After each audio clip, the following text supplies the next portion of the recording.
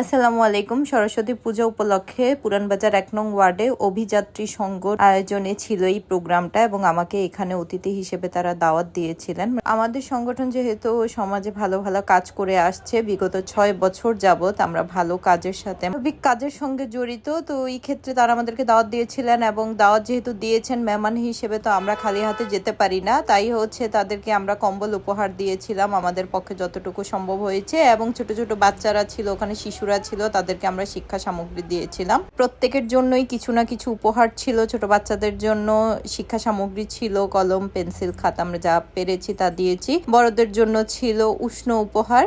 অবশেষে ধন্যবাদ অভিযাত্রী সংঘ, যারা সমাজে ভালো ভালো ব্যক্তিদেরকে তাদের কাজের সঙ্গে যুক্ত করছেন, দাওয়াত দিচ্ছেন, অতিথি হিসেবে আনছেন। এটাই আমাদের কাজের প্রাপ্তি। এই ভিডিওটা আজকে এই পর্যন্তই। সবাই ভালো থাকবেন এবং আমাদের ভালো কাজের সঙ্গেই থাকবেন। আমাদের জন্য দোয়া করবেন। আল্লাহ হাফেজ।